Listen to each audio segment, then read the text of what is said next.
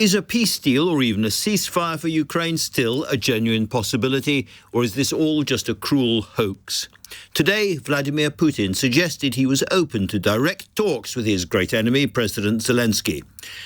"We take a positive attitude to any peace initiatives," he said. "We hope that the representatives of the Kyiv regime will feel the same way."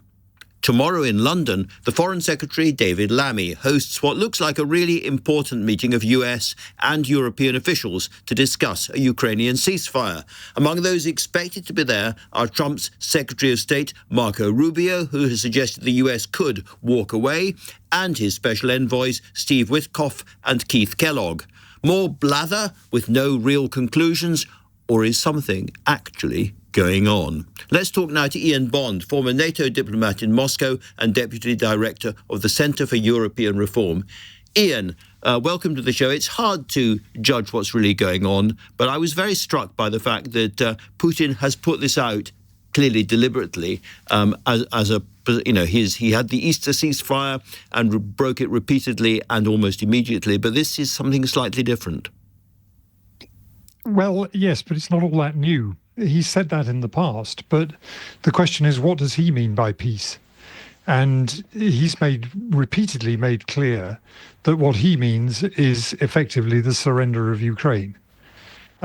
So unless he starts to say something very different about Ukrainian sovereignty and the right of Ukraine to choose its own foreign policy course, what he's basically still saying is, I will talk to the Ukrainians, but only in order to get them to sign a surrender agreement.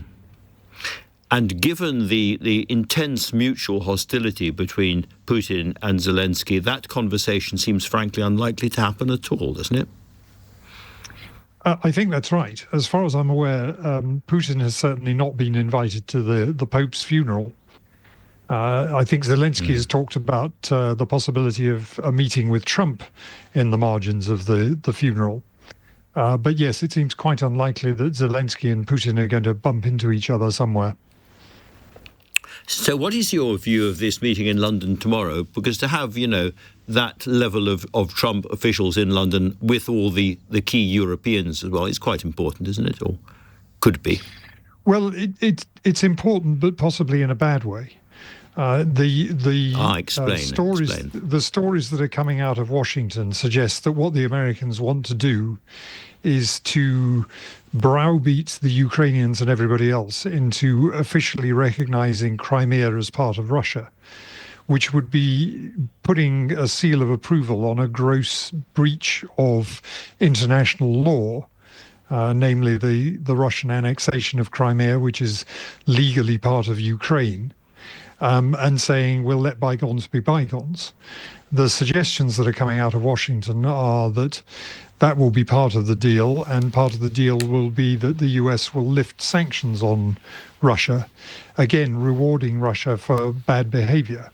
That is an extremely bad deal, not just for Ukraine, but also for Europe and for European security, because it would give Putin the opportunity to move on to other parts of the former Soviet empire that he covets.